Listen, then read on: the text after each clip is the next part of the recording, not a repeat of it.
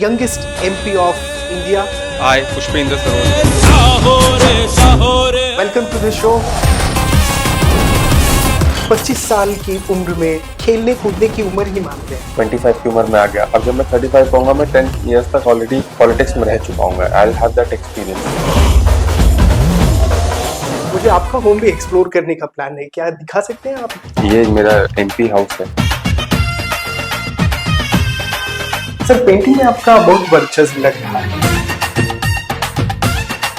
मतलब किस तरह इंस्पायर करता है सर, बताएं। मोस्ट सीक्रेट प्लेसेस अगर गौतम बुद्ध जी की अगर कोई है तो वो कौशाम्बी भी।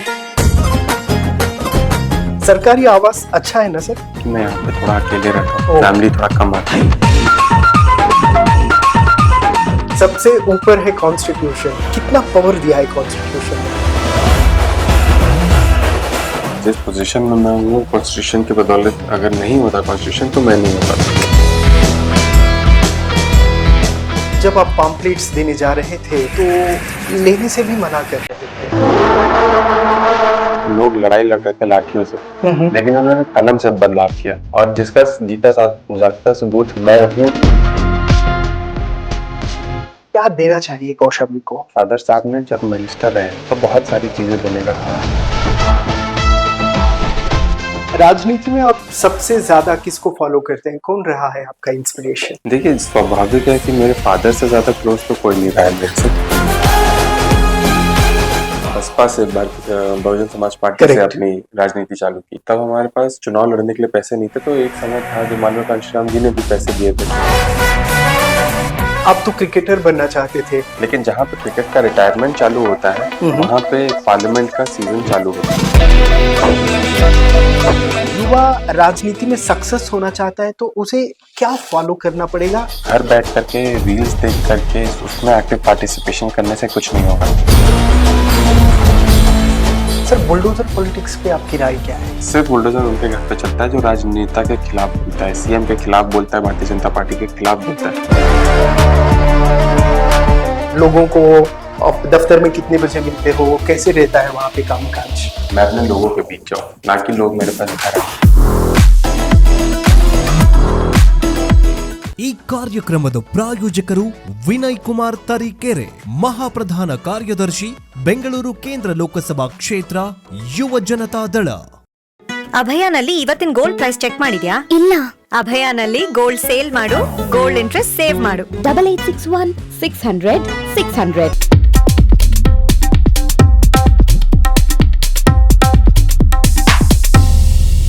नमस्कार, हिंदू टीवी में आप सभी का स्वागत है। मेरा नाम सैयद हिदायत है। आज मैं मौजूद हूँ दिल्ली में एक स्पेशल व्यक्तित्व के साथ। आज मैं बातचीत करने जा रहा हूँ। चलिए, अब हम खड़े हैं उनके दफ्तर पे। कौशाम्बी के सांसद और यंगेस्ट एमपी ऑफ इंडिया, तो उन्हीं का दफ्तर है ये। यहाँ पे मतलब लोग आना जाना रहता है लोगों का। यहाँ पे अटेंड करने के लिए उनके स्टाफ भी रहते हैं। तो अंदर है हमारे guest. Sir, welcome to the show. कैसे हैं आप? Pushpendra Saroj ji, youngest MP. Sir, मतलब ये एक लोगों ने टाइटल दिया है, यंगेस्ट एमपी। टाइटल नहीं, एक इतिहास ही है।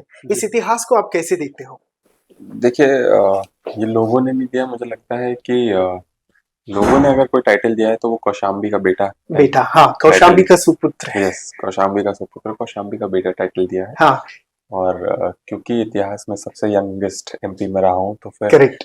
और इसको अगर इंग्लिश में बोले तो I am, that's what they call it, I am the baby of the parliament. और ये कहा जाता है, ओके। तो यूके में भी कहा जाता है, तो यहाँ पे भी baby of the parliament is the youngest MP of the parliament, so I am the baby of the parliament. Okay, आपके पिताजी तो कौशाम्बी के विकास पुरुष माने जाते हैं। मतलब एक ही घर में दो दो टाइटल।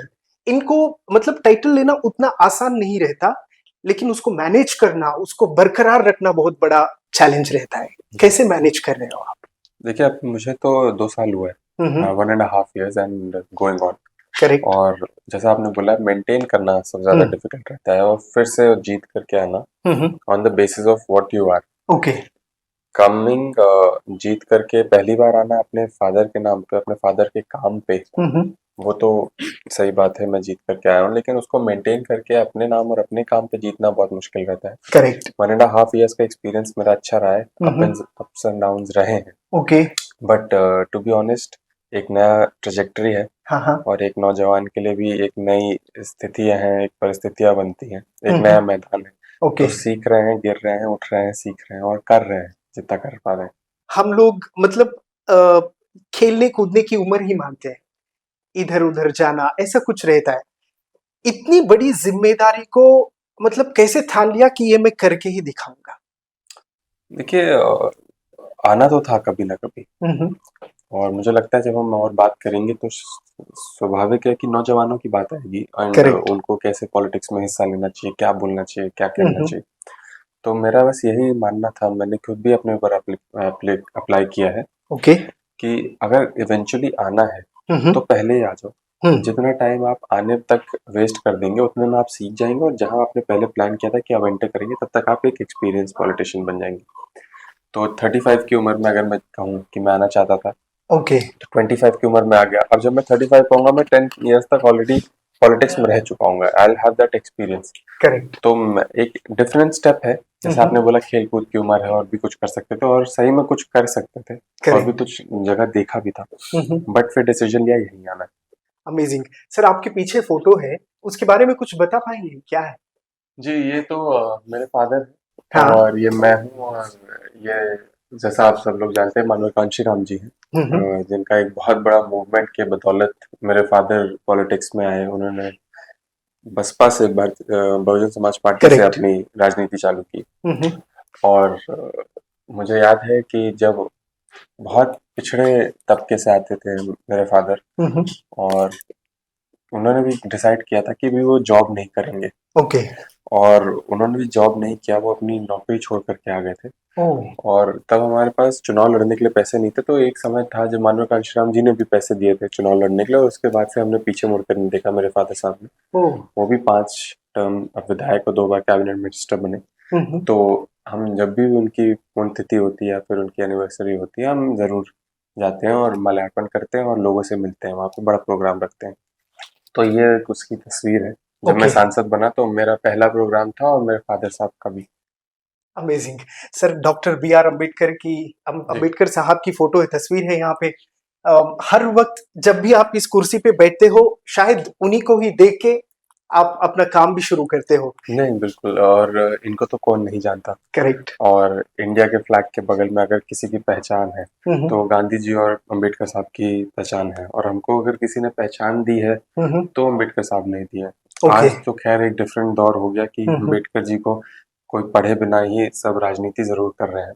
करेक्ट। लेकिन इन्होंने जिस तरीके से लोगों को उठाने का काम किया, और एक ऐसा दौर था जब लोग लड़ाई लड़ रहे थे लाठियों से, लेकिन उन्होंने कलम से बदलाव किया, अपने पढ़ाई लिखाई से बदलाव किया, और जिसका जीता जागता सबूत मैं हूँ और कई अन्य लोग हैं, पिछड़े से, दलित समाज से, आदिवासी समाज से, जिनके पास पहले कोई जुबान नहीं थी, कोई आवाज नहीं थी। इन्होंने कलम से जो लिखा वो आज तक भी वहां पे है, और हमारे पार्लियामेंट में है, हमारे जुनून में, हमारे मन में है, और देश के अंदर एक रीढ़ की हड्डी की तरीके से हमारा भारत का संविधान बना हुआ है। तो इनको तो कौन नहीं जानता, और मुझे लगता है कोई इंट्रोडक्शन के मोहताज भी। अमेजिंग। सर मैं आपका एक इंटरव्यू देख रहा था, उसमें आप कह रहे थे कि जब आप पॉम्पलेट्स देने जा रहे थे तो लेने से भी मना कर रहे थे लोग, ऐसे कुछ।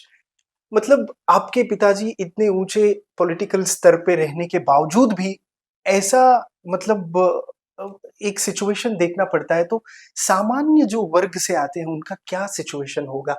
अभी भी वो माहौल है क्या?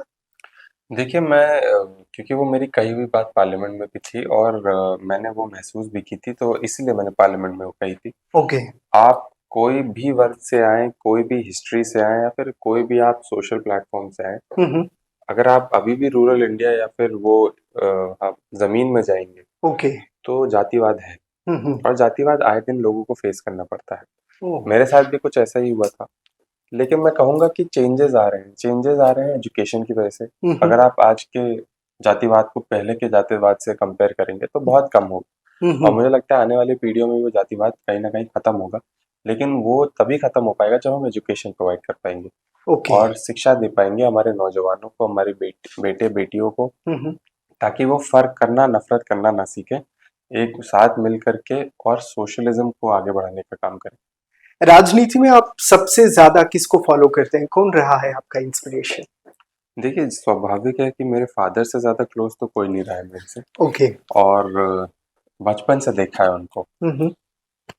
उनको चुनाव जीतते हुए बहुत लंबे समय से देखा, फिर चुनाव में कैसे कठिनाइयां आती हैं, ऊपर नीचे सब कुछ देखा और ओके। काफी कुछ सीखा। आज भी अगर सबसे ज्यादा कुछ सीखने को मिलता है, चाहे स्पीच बोलने के तरीके से, लोगों को संभालने के तरीके से, हम्म। या फिर किसी सिचुएशन को टैकल करने के तरीके से, तो वो फादर साहब से ही सीखने को मिलता है। ओके। हालांकि डायरेक्टली नहीं, लेकिन इनडायरेक्टली मैं उनको स्पॉट करता रहता हूँ, उनको एनालाइज करता रहता हूँ और वैसे ही करता हूँ जैसा वो अपने लोगों के साथ करते हैं। आप तो क्रिकेटर बनना चाहते थे, छक्के मारना, मतलब लोगों का शोर वो सुनने की आदत थी आपकी।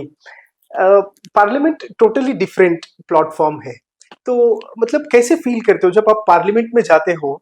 क्या क्या फील होता है आपको? वहां पे भी बातों में छक्का मारना पड़ता है।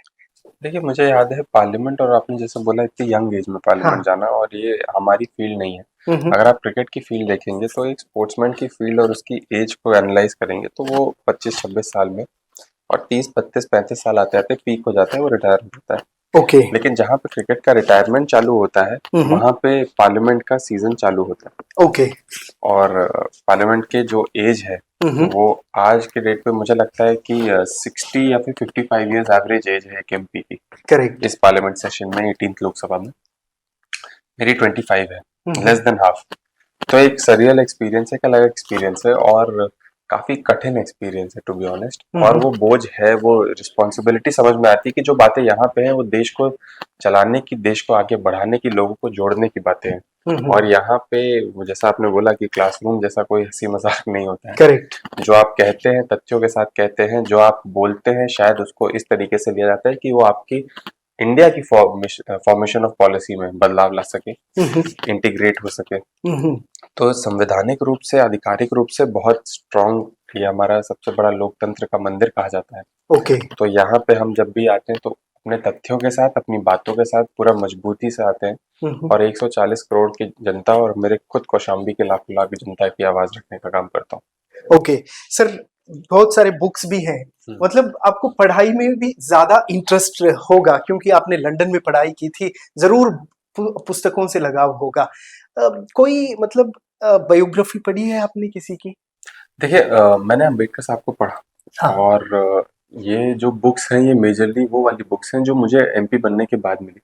ये मेरा एमपी हाउस है। ओके। और मैं चाहता था कि यहाँ पे जो भी चीज रहे वो मेरे एमपी बनने के बाद मेरी खुद की चीजें हो यहाँ पे। ओके। तो आप काफी सेल्फ हेल्प बुक्स भी देखेंगे, चाहे जापानीज एडिशन हो या फिर कोई एटॉमिक हैबिट्स हो या फिर राजीव गांधी जी की। तो ये मोस्टली ऐसी बुक्स हैं जो मुझे दी गई हैं, और मैं आए दिन, सबसे ज्यादा मुझे लगता है क्योंकि आप पार्लियामेंटेरियन बनने के लिए आपको दिल्ली और बैक एंड फोर्थ बहुत ट्रैवल करना पड़ता है। फ्लाइट में सबसे अच्छी बात ये होती है कि फ्लाइट में इंटरनेट नहीं चलता है। तो एक बुक डेफिनेटली मैं अपने बैग में कैरी करता हूँ, जब भी मौका मिलता है फ्लाइट में तो बुक पढ़ने का काम करता हूँ। तो पहले मैं एक बहुत बड़ा एविड रीडर नहीं था, लेकिन एमपी बनने के बाद तो एक एविड रीडिंग आ गई है और वो इम्प्रूव ही हो रही है। तो ये बस उसका जीता जाता सुरूर है जो यहाँ पे। ओके। सबसे ऊपर है कॉन्स्टिट्यूशन, तो मतलब कितना पावर दिया है कॉन्स्टिट्यूशन ने आपको? देखिए, मुझे तो सबसे ज्यादा पावर इसलिए दिया क्योंकि जिस पोजीशन में मैं हूँ कॉन्स्टिट्यूशन की बदौलत, अगर नहीं होता कॉन्स्टिट्यूशन तो मैं नहीं हो पाता। करेक्ट। मेरे फादर साहब नहीं हो पाते, हमसे कई ऐसे लोग हैं। तो मुझे लगता है इस देश के प्रधानमंत्री नहीं हो पाते अगर कॉन्स्टिट्यूशन नहीं होता। तो अगर इस देश की सबसे स्ट्रॉन्ग किताब, या कह लीजिए इस विश्व की सबसे स्ट्रॉन्ग किताब अगर कोई है, तो वो कॉन्स्टिट्यूशन ऑफ इंडिया है। कहीं ना कहीं विश्व की सबसे बड़ी लोकतंत्र की स्तंभ अगर कुछ है तो वो एक किताब है। तो जाहिर सी बात है इसका एक अलग सेगमेंट तो होना ही चाहिए था, और अलग सेगमेंट उसी बदौलत यहाँ पे। ओके सर, मैं कर्नाटका से हूँ, वहाँ पे मोर देन 100 एमएलए के होम टूर कर चुका हूँ। मुझे आपका होम भी एक्सप्लोर करने का प्लान है, क्या दिखा सकते हैं आप दर्शकों? हाँ डेफिनेटली, ये मेरा ऑफिस है। हाँ। आपने आगे वाला ऑफिस देखा ही था, और यहाँ पे मेरा, आप देख लीजिए। मतलब सर वहाँ क्षेत्र में किस तरह टाइम मैनेज करते हो आप? लोगों को दफ्तर में कितने बजे मिलते हो, कैसे रहता है वहाँ पे कामकाज? दफ्तर में तो मेरा कामकाज काफी बिजी रहता है, हम्म। क्षेत्र में काफी बिजी रहता है। हम्म। जब भी मैं यहाँ से जाता हूँ वापस क्षेत्र, तो मैं सबसे ज्यादा ये कोशिश करता हूँ कि मैं अपने लोगों के बीच जाऊँ, ना कि लोग मेरे पास घर आए। हम्म। और जिस तरीके से मैं यही चाह रहा हूँ कि ज्यादा से ज्यादा लोगों से संपर्क करके लोगों से मिल सकूं, करेक्ट। लोगों से जुड़ाव कर सकूं, क्योंकि सबसे ज्यादा शिकायत एमपीज की अगर कुछ रहती है हम्म। तो ये रहती है कि आप लोगों से मिलते नहीं। एमपीज दिल्ली में बस जाते हैं। करेक्ट। लेकिन जब जब भी मैं क्षेत्र जाता हूँ, चाहे मैं एयरपोर्ट से उतरूँ या फिर अगले दिन जरूर, मैं मोस्ट ऑफ द टाइम अपने लोगों के बीच, चाहे कहीं मीटिंग लगा ली, चाहे कहीं जन हम्म। समस्या को सुनने का प्रोग्राम लगा लिया, ये सब करने का काम करता हूँ, तो वहाँ बहुत बिजी रहता हूँ। ओके सर, पेंटिंग में आपका बहुत वर्चस्व लग रहा है। जी जी। एक्चुअली मेरा ये जो दो पेंटिंग्स हैं, एनिमल्स में काफी इंटरेस्ट था। हम्म। और जब मैं ये पिक आउट कर रहा था तो स्पेसिफिकली एक डायमेंशन क्रिएट करना था, ओके। क्योंकि मैं लंदन से पढ़ा हूँ, तो मैंने लंदन की वो ओ वहाँ पे। पिक्चर ली है। हम्म। और ये मेरे दो फेवरेट कह सकते हैं आप एनिमल्स हैं, एलिफेंट एंड हॉर्स। क्यों क्यों sir? Elephant because I think being associated with the movement, और जो पार्टी से हम पहले आए थे, पहले बड़े थे, वो भी बीएसपी थी, उनका भी पार्टी सिंबल एलिफेंट था। And even my school that I studied in, उसका भी लोगो एलिफेंट ही था। ओके। तो एलिफेंट से एसोसिएशन बहुत पुराना रहा है मेरा। ओके। और उसी को लेकर के I think it's a very fine form of strength also and wisdom also, and it shows that even when you have very big strength you can still be kind and loving as well. Okay. तो elephant I think उस चीज को बहुत अच्छी तरीके से दर्शाता है। ओके। हालांकि लोग मजाक भी उड़ाते हैं कि हाथी के दांत दिखाने के कुछ और खाने के कुछ और होते हैं, करेक्ट। लेकिन ये एलिफेंट मेरा one of the favourite. And horse, obviously I really like horses, and I had learn to ride also, मुझे हॉर्स राइडिंग आता है। ओह। लेकिन क्योंकि बहुत लंबा समय हो गया, तो अब शायद बहुत मुश्किल होगा, लेकिन अब मैं फिर से प्लान कर रहा हूँ, कभी फ्री रहूंगा तो डेफिनेटली किसी प्रॉपर ट्रेनर के साथ हॉर्स राइडिंग सीखने का काम। ओके सर, हम टोटली पीछे जाएं तो देखते हैं रोटी कपड़ा मकान की राजनीति। क्या आज राजनीति में विचार की टोटली चेंजेस हुआ है विचार का, या फिर वही है? देखिए, आज की राजनीति में अगर मैं बात करूं तो विचार का ज्यादा कोई चेंज हुआ नहीं है। अगर आप नौजवानों की बात करें तो नौजवान कुछ और सुनना चाह रहे हैं। ये सुनना चाह रहे हैं कि कौन अब जातिवाद से और धर्म से हट करके बात करेगा। नौजवान ये सुनना चाह रहे हैं कि कौन अब उनकी मूलभूत समस्या तथ्यों के साथ रखने का काम करेगा। नौजवान ये सुनना चाह रहे हैं कि किस तरीके से लोग आगे बढ़ करके सिर्फ वही रोटी कपड़ा मकान और ये सब की बात ना करें, लेकिन उसकी बात करें कि किस तरीके से जो तबके लोग हैं उनको प्रॉपर इंफ्रास्ट्रक्चर के साथ, इकोनॉमी के साथ जोड़ करके उनको आगे बढ़ाने का काम किया जाए। तो नौजवानों में बात करूं तो वो डिफरेंस है। लेकिन अगर आप अभी भी जाएंगे तो मैक्सिमम जो वोटर है, खास करके रूरल इंडिया में, अभी भी वो रोटी कपड़ा मकान में फंसा हुआ है, वो जातिवाद में फंसा हुआ है, धर्म में फंसा हुआ है। और मैंने भी 1.5-2 साल में ये एक्सपीरियंस किया है कि at the end of the day आपको कहीं ना कहीं अपनी बातों में वो बातें भी रखनी पड़ती है। करेक्ट। तब जाकर के लोग आपको सुनते भी। करेक्ट सर, आज हम बात करते हैं, हम चांद पे जा रहे हैं, हम ये कर रहे हैं, वो कर रहे हैं। ये सब करने के बावजूद इन चीजों को क्यों हम नजरअंदाज कर रहे हैं? देखिए, एक बहुत बड़ा डिवाइड क्रिएट हो चुका है मेरे हिसाब से। ओके। आज पिछड़े गरीब तबके इंसान में, मिडिल क्लास इंसान में और एक बहुत अमीर इंसान में पैसों को लेकर भी बहुत डिवाइड क्रिएट हो चुका है। तो कहीं ना कहीं हमारी सोच को, हमारी पॉलिसीज में भी बहुत बड़ा डिवाइड क्रिएट हो चुका है। अगर आप अभी का बजट देखेंगे तो महज 3 या 4% के अंदर अंदर एजुकेशन का बजट है पूरे बजट का। अगर आप 2% 3% एजुकेशन पे खर्च कर रहे हैं और हेल्थ केयर पे अगर आप 2 या 3% से कम इन्वेस्ट कर रहे हैं, और फिर आप कहीं ना कहीं न्यूक्लियर एनर्जी की बात कर रहे हैं, चांद की बात कर रहे हैं, ये सब की बात कर रहे हैं, तो बहुत अफसोसजनक ये है कि जो डिवाइड है आज के दिन में वो ऐसा हो गया है कि आप कहाँ की बात कर लेंगे। जब तक आपका रोटी कपड़ा मकान जो है वो नहीं ठीक तरीके से रह पाएगा। अगर आप जल जीवन की बात करें जो एक बहुत बड़ी स्कीम थी, लाखों करोड़ यूज हुआ उसमें, लेकिन आज तक भी उस पर धरातल पे कोई काम नहीं हुआ। हमने देखा उत्तर प्रदेश में भारतीय जनता पार्टी के खुद के विधायक ने खुद के मंत्री को रोक कर बोला कि आप आइए, किस तरीके की स्थिति हो गई आपके विभाग में, आप आके देखिए। करेक्ट। तो इवन इन इकोनॉमिक सर्वे हमने पढ़ा है ये चीज कि किस तरीके से जनता के पैसे सरकार तो थोड़ी पॉलिसीज में लगा रही है ओके। और लाखों करोड़ के बजट दे रही है, लेकिन उनका इम्प्लीमेंटेशन धरातल पे जीरो है। और जब तक इम्प्लीमेंटेशन और उसके इम्प्लीमेंटेशन को कैरी ऑन करने की ताकत नहीं रहेगी, तब तक एज अ नेशन भी हम आगे नहीं बढ़ पाएंगे। ओके, मतलब किस तरह इंस्पायर करता है सर बुद्धा आपको? देखिए, क्योंकि मैं कौशाम्बी से हूँ और one of the most sacred places अगर गौतम बुद्ध जी की अगर कोई है तो वो कौशाम्बी भी है। ओके। और जैनिज्म बुद्धिज्म का बहुत बड़ा स्तंभ है कौशाम्बी। इनफैक्ट जिस मूवमेंट से मैं बात कर रहा हूँ वहाँ पे B.R. अम्बेडकर जी की बात होती है, लेकिन गौतम बुद्ध जी की टीचिंग्स की भी बात होती है। वो रिलीजियस या फिर कोई स्टॉन्च टीचिंग नहीं है, वो अपने खुद की शक्ति को ढूंढना, अपनी खुद की स्ट्रेंथ को कैसे आगे बढ़ाना मेडिटेशन के फॉर्म से। ओके। तो एक सेल्फ अवेयरनेस की ज्यादा बात है। इनफैक्ट मेरे बुक्स में भी मैं सेल्फ अवेयरनेस की बुक ज्यादा है। तो वो सब आई थिंक एक पूरा एक मान लीजिए एक वैक्यूम हो चुका है यहाँ पे सेल्फ अवेयरनेस का इस घर में। Okay. Starting from statues to books and everything, I think so it helps me stay calm, it helps me grow as well as an individual, और आगे बढ़ने में मुझे मजबूर भी करता है कहीं ना कहीं। ओके। अगर मैं खाली बैठा हूँ तो कहीं ना कहीं अगर जो भी मैं देखूँ, जो भी मैं पढ़ूँ, तो वो उसी से रिलेटेड हो। तो I think it helps me a lot. मैं अनकॉन्शियस माइंड में भी काफी ज्यादा बिलीव करता हूँ। So I think it is an unexplored world, जैसे कहते हैं unconscious mind. Okay. But I do like to keep that also in intact. Okay sir, यहाँ पे एक लॉबी है, सो फैमिली के साथ बैठ के सिनेमा देखने के लिए समय मिलता है आपको? सिनेमा कुछ देखते हैं बहुत कम ऐसा? बहुत कम समय मिलता है। इनफैक्ट आई डोंट नो कि अभी आजकल सिनेमा में हो क्या रहा है। थोड़ा बहुत समय जो मुझे मिलता है शायद इवनिंग में मिलता होगा। हाँ। और अर्ली मॉर्निंग तो नहीं मिल पाता है, तो इवनिंग में ही कभी ना कभी अकेले, हालांकि मैं यहाँ पे थोड़ा अकेले रहता हूँ, फैमिली थोड़ा कम आती है। ओके। और जब भी मैं आता हूँ तो आई मेक श्योर कि थोड़ा फैमिली से थोड़ा डिस्टर्बेंस भी कम रहे, बिकॉज पार्लियामेंट सेशन जाना, फिर उसके बाद सेशन के बाद इवेंट्स अटेंड करना और ये सब। ओके। तो बहुत कम समय मिलता है और दिल्ली में बहुत कम समय के लिए मैं आता भी हूँ। ओके। और जब कभी भी आता हूँ it is either for a work और पार्लियामेंट सेशन और a committee meeting. So that's how I come, that's how it functions here. Okay. और हालांकि ये कुछ नए फ्लैट्स हैं जो हमको दिए गए हैं, तो ये नया घर है। तो कभी कभार आते हैं घर वाले तो बैठ जाते हैं और गुफ्तगू कर लेते हैं, बातें कर लेते हैं यहाँ से।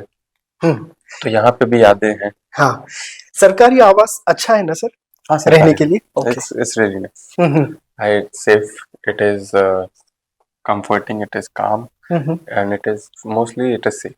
ओके सर, हमारे कर्नाटका में बहुत सारे पॉलिटिशियन कहते हैं कि मुझे घर में घर वालों के साथ बैठ के खाना खाने तक का टाइम नहीं मिलता, ये जस्ट घर में सिर्फ ऐसे ही रहता है, हम बैठते ही नहीं इस पर। मैं तो आप सही बात तो कहूँ कि मुझे नहीं लगता कि कभी ये फुल भी हुआ होगा। हाँ। शायद हाफ कैपेसिटी पे ही काम करता है हमेशा, और समय भी नहीं मिलता है। Most of the time I eat इधर हियर और इन द ऑफिस। और पार्लियामेंट सेशन जब चल रहा होता है तो शायद मैं खाना भी कम खाता हूँ वहाँ पे, मैं पार्लियामेंट के कैंटीन में ज्यादा खा लेता हूँ, या तो कोई खाना ले आता है या तो कोई कॉफी पी लिया। और ऐसा कोई सेट मील्स नहीं है, सेट मेन्यू नहीं है या फिर कि ये समय पे खाना खाना है। और I think that is part of the work only, कि कैसे आप वहाँ पे भी मैनेज करो, यहाँ पे भी मैनेज करो, and it is all part कि मैं अभी क्योंकि 26-27 साल के अभी हम। करेक्ट। सो अभी हम उस तरीके से फंक्शन कर सकते हैं बिना कोई शेड्यूल के, बिना कोई खाने के शेड्यूल के। ये सब जब काम होता है तो 10 मिनट में काम कर लिया, या फिर कोई और ऐसा, और ओवरलोड ऑफ काम भी ले लिया, उसको करने के चक्कर में अपने खुद की चीजें भूल गए। तो ये भी चलता रहता है, अभी ले सकते हैं, बाद में शायद नहीं ले पाए तो बाद में जाके शेड्यूल बन जाएगा प्रॉपर। सुपर्ब सर, 1.5-2 साल में क्या कुछ कर पाए आप कौशाम्बी के लिए? क्या कुछ करने को मतलब मौका मिला आपको?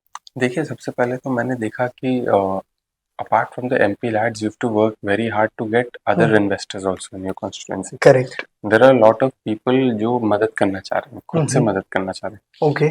क्योंकि हमारी MP lads इतनी कम है, और अगर हम सबसे पहले अपने वोटर्स और अपने कार्यकर्ताओं को ही सेटिस्फाई करने में लगेंगे तो 5 साल सारे MP लाड्स खत्म हो जाएंगे। करेक्ट। तो मेरा जो MP लाड्स है, सबसे ज्यादा मैक्सिमम अपने वोटर्स और अपने कार्यकर्ता जो हमारे साथ बूथ लेवल पे खड़े रहते हैं हमेशा, उनके लिए मैंने उसको लगा रखा है। और दिन ब दिन जब भी हमारे पास बजट आता है सेशन बाय सेशन, तो हम उसको अपने कार्यकर्ताओं की मदद के लिए लगाते हैं, चाहे इन द फॉर्म ऑफ बिजली, पानी, सड़क मेन प्रॉब्लम है हमारे यहाँ। ओके।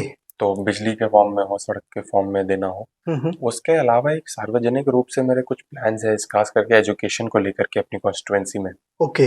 क्योंकि very highly invested in education हूँ मैं। चाहे लाइब्रेरीज खोलना हो, से स्कूल बनवाना हो, ओके। तो we are starting a library also, जहाँ पे हम कॉम्पिटिटिव एग्जाम्स की ट्रेनिंग भी करवाएंगे। बच्चे आकर के अपनी स्टडीज भी कर सकते हैं। एक छोटा फॉर्मेट हमने तैयार किया है which is going to open up in the next month. Okay. अगर वो काफी हिट हुआ, काफी सक्सेस हुआ, so we are going to open it, सारे ब्लॉक में खोलने का काम करेंगे। पूरे कौशाम्बी में एक नाम से हमारी लाइब्रेरीज चले, और यही हो कि बच्चे जब वहां से पढ़ लिख करके निकले और कुछ बन जाए, तो वो हमेशा याद रखें कि हाँ, हमारे खुद के घर के पास भी ऐसी एक लाइब्रेरी थी जहाँ पे हम पढ़ लिख करके आज आगे बढ़ सके। ओके सर, कौशाम्बी की जनता की आंखों में आंखें डाल के बात करने के वक्त उनके आंखों में आपको बहुत सारे ख्वाब दिखते होंगे। उन्होंने भी कुछ ख्वाब लेके आपको वोट दिया है। जब उनकी आंखों में वो ख्वाब देखते हैं, क्या क्या लगता है आपको कि क्या देना चाहिए कौशाम्बी को?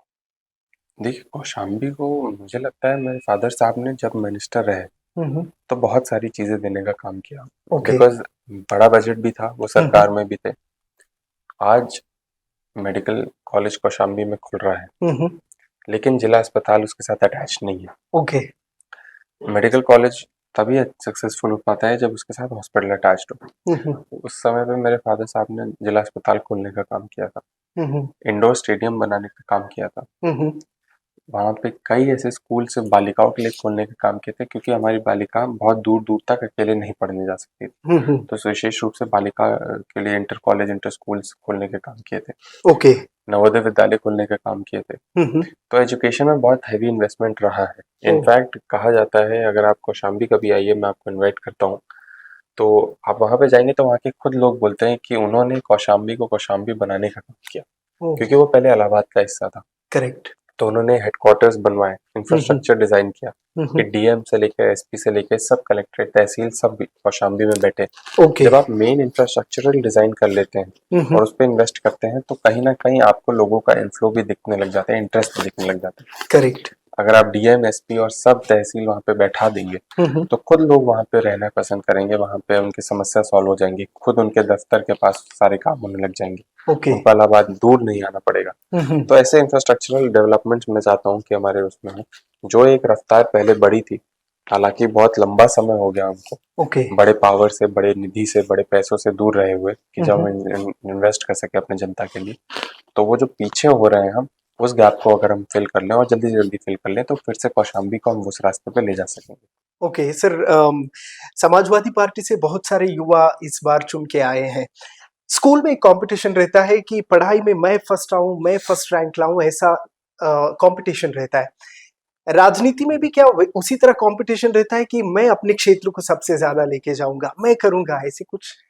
देखिए, मुझे लगता है कहीं ना कहीं होता ही है, सब अपने क्षेत्र को लेकर के ज्यादा पॉजिटिव रहते हैं और काम करने के लिए बहुत ज्यादा उत्साहित रहते हैं। करेक्ट। लेकिन मैं अपने पूरे कंटिजेंट की बात करूँ, अपने समाजवादी पार्टी के जितने भी सांसद आए हैं, 37 के 37 लोग, इंक्लूडिंग हमारे सबसे हाईएस्ट नेतृत्व से लेकर के सबसे यंगेस्ट तक, सब बहुत कॉम्पिटिटिव है, लेकिन फ्रेंडली कॉम्पिटिटिव है। सबको बोलने का मौका चाहिए, सबको अपने मुद्दे रखने का मौका चाहिए, सही समय पे सब अपना मौका दूसरे को दे भी देते हैं, मदद भी करते हैं। हम एक फैमिली की तरह है, और कहीं ना कहीं वो बॉन्ड है, क्योंकि पहली बार इतिहास में इतने सांसद समाजवादी पार्टी से जीत के आए हैं, देश की तीसरी नंबर की पार्टी है। करेक्ट। तो कहीं ना कहीं वो बॉन्ड मेंटेन करना बहुत जरूरी है, क्योंकि तोड़ने वाले बहुत लोग हैं। करेक्ट। और बांटने वाले बहुत लोग हैं, सार्वजनिक मंच से भी बांटने वाले लोग बहुत हैं, सीधा अपनी बातों से।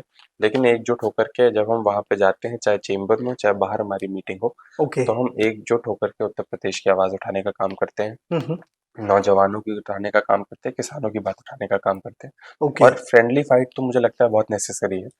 वो हमको इम्प्रूव करने में और बेटर होने में ज्यादा मदद करती है। तो फ्रेंडली फाइट तो हमेशा रहती है, लेकिन कोई ऐसा कंपटीशन या फिर ऐसा कोई छल छलावा एक दूसरे से नहीं। अमेजिंग सर, कभी कर्नाटक आए हो आप? बैंगलोर? नहीं, मैं कभी नहीं आ पाया। ओके। कभी नहीं आ पाया। मतलब वहाँ के लोगों के बारे में कुछ जानना है, ऐसे कुछ हुआ था? इनफैक्ट नहीं, हमारे फेलो एमपीज बैंगलोर से, और उनके साथ मिलना जुलना होता है, बहुत फ्रेंडली है, उनका खाना बहुत अच्छा है। ऑफन हमको बुलाते हैं यहाँ पे अपने आवास पे खाने पे, या फिर चाय पे, या फिर किसी ऐसे फॉर्म में, तो बहुत फ्रेंडली, ओपन है। और यही यहाँ का कल्चर, यही है, मुझे लगता है बहुत अच्छा है कि आप दूसरे पार्टीज के एमपीज हों, चाहे इंडिया ब्लॉक के हूँ, तो फिर भी आप एक दूसरे से मिल जुलाव कर सकते हैं, मिल सकते हैं, बात कर सकते हैं। ओके। पॉलिटिक्स को जिस तरीके से पॉलिटिक्स आज हो गई है कि आप राजनीति के मैदान से भी बाहर एक दूसरे से नफरत करने लग जाइए। ओके। कुछ लोग ऐसे हैं जो उस पुरानी राजनीति को भी बरकरार रख रहे हैं कि आप सोशल फॉर्म में अच्छे से रहिए। जब कभी भी इलेक्शन आए, आपके मुद्दे क्या है, हमारे मुद्दे क्या है, हम दोनों मुद्दे लेकर के जाते हैं इलेक्शन मैदान में, और जो जिसको जनता पसंद करेगी वो रहेगा। लेकिन अब आपसी कोई मुठभेड़ नहीं होना चाहिए। ओके। वो अभी भी बरकरार कुछ लोगों में, और मुझे लगता है सबसे ज्यादा कर्नाटका के एमपीज में ज्यादा है और साउथ के एमपीज में इनफैक्ट ज्यादा है। ओके। तो वो देखने को अच्छा मिलता है। Okay, final question sir. बहुत सारे युवा चाहते हैं कि वो भी राजनीति में आए, कुछ करें, लेकिन थोड़े लोग ऐसे हैं कि झंडा लगाने तक ही उनका सफर रह जाता है, क्योंकि विटामिन यम यानी मनी पावर में फेल हो जाते हैं। अगर युवा राजनीति में सक्सेस होना चाहता है तो उसे क्या फॉलो करना पड़ेगा? क्या करने से वो एक सक्सेसफुल पॉलिटिशियन बनेगा? देखिए, आज की राजनीति का दौर मुझे लगता है बहुत बदल गया है। आज आप बोल रहे हैं कि झंडा लगाने में वो सीमित रह जाते हैं, लेकिन आज सिर्फ कमेंट और लाइक करने में सीमित रह जाते हैं। करेक्ट। आज सोशल मीडिया में उनको लगता है कि अगर वो सोशल मीडिया में किसी भी एक्टिव कैंपेन का पार्ट सिर्फ उनका ये है कि हम कमेंट कर लें, हम लाइक कर लें, उसको शेयर कर लें, करेक्ट। लेकिन वो राजनीति नहीं है। मैंने पहले भी एक्टिव पार्टिसिपेशन की बहुत बात की है, खास करके नौजवानों के लिए एक्टिव पार्टिसिपेशन की बहुत बात की है, और बार बार ये कहा है कि आपको वो दौर भी याद करना पड़ेगा कि निर्भया के इस कांड में सबसे ज्यादा अगर कोई प्रोटेस्ट कर रहा था स्ट्रीट्स में दिल्ली के, तो वो नौजवान थे। करेक्ट। लेकिन आज फिर से अगर हम देखें कि उत्तर प्रदेश के हमारे वो सेंगर केस कांड जो हुआ, अगर उसके जब बेल मिली हमारे उत्तर प्रदेश के मंत्री को, तो उसके लिए खड़ा होने के लिए कितने नौजवान नहीं आए, एक्टिवली उन्होंने प्रोटेस्ट नहीं किया। ओके। एसएससी के स्टूडेंट से लेकर यूपीएससी के स्टूडेंट्स जब प्रोटेस्ट करते हैं, तो सिर्फ जो यूपीएससी एसएससी की तैयारी कर रहे हैं वही आकर के खड़े होते हैं। अगर बाकी नौजवान एक नौजवान के साथ खड़ा हो जाए ओके। और उस प्रोटेस्ट का हिस्सा बन जाए, तो सरकार कहीं ना कहीं हिल सकती है। करेक्ट। तो सिर्फ घर बैठ करके रील्स देख करके उसमें एक्टिव पार्टिसिपेशन करने से कुछ नहीं होगा, जमीन में उतरना पड़ेगा। आपने मनी की बात की, मनी बहुत जरूरी है पॉलिटिक्स में, इनफैक्ट हर चीज में मनी बहुत जरूरी है। करेक्ट। लेकिन जिन लोगों के हमने वहाँ पे फोटो देखी, जिन लोगों के हम नाम की बात करते हैं, उनके पास कभी कोई पैसे नहीं थे। इनफैक्ट मानव कांशीराम जी या फिर आदरणीय नेताजी मुलायम सिंह जी ऐसे ही निकले थे। कोई प्रोफेसर था, कोई कुछ अपना लोकल काम पंजाब में कर रहा था, वो ऐसे ही निकले थे एक साइकिल से, और लोगों का कारवां जुड़ता चला गया था। ओके। आप ग्रास रूट लेवल पॉलिटिक्स कभी भी मनी उसको बीट नहीं कर पाएगा, सोशल मीडिया उसको बीट नहीं कर पाएगा। अगर आप लोगों के बीच चल देंगे, लोगों के पीछे रह जाएंगे, तो उससे बड़ा आपको नेता कोई नहीं बना सकता। सर, बुलडोजर पॉलिटिक्स पे आपकी राय क्या है? देखिए, मुझे लगता है बुलडोजर पॉलिटिक्स पे राय कभी लेनी ही नहीं चाहिए। ओके।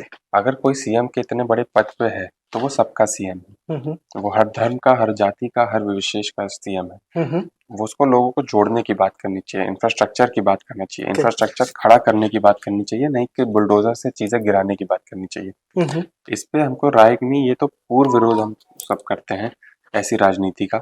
ओके। और यहाँ पे आपने देखा होगा बुलडोजर किस पे नहीं चला, सिर्फ बुलडोजर उनके घर पे चलता है जो राजनेता के खिलाफ बोलता है, सीएम के खिलाफ बोलता है, भारतीय जनता पार्टी के खिलाफ बोलता है। ओके। बुलडोजर सही है, बुलडोजर गलत है, इस पे कोई क्वेश्चन नहीं करता। सिर्फ बुलडोजर चलता है, चाहे सही के यहाँ चले चाहे गलत के यहाँ चले, लेकिन जस्ट सब मनाते हैं, और उसी की मार्केटिंग ये सरकार करती है। ओके। बुलडोजर की राजनीति हमको रोकनी पड़ेगी, और विकास की राजनीति और नींव रख कर के इमारत खड़ी करने की राजनीति अगर हम करेंगे, तब जाकर के वो हेल्दी पॉलिटिक्स होगी, वो जनहित की पॉलिटिक्स होगी। अमेजिंग। फाइनली सर, कार्यक्रम के थ्रू क्या कहना चाहेंगी कौशाम्बी की जनता को आप? देखिए, मैं तो हमेशा जो कहता हूँ कि मैंने एक नौजवान पे आप लोगों ने विश्वास किया, कौशाम्बी की जनता ने, और इस देश के लोग अब देख रहे हैं कि कोई नौजवान भी हैं जो पॉलिटिक्स में एक्टिव पार्टिसिपेशन कर रहे हैं। हम सक्रिय होकर के एक कदम उठा रहे हैं, किस तरीके से लोगों को जोड़ा जाए, लोगों को सही और गलत में फर्क सिखाया जाए, क्योंकि आज लोग सही और गलत में फर्क करना छोड़ चुके हैं। सही और गलत में अगर फर्क कर देते तो फिर आज धर्म के नाम पर, जाति के नाम पर और नफरती भाषणों के नाम पर हम नहीं बढ़ते, एकजुट होकर के एक नए भारत की मिसाल तय करते, एक नए भारत की नींव रखते, एक नए भारत को आगे बढ़ाने का सपना देखते।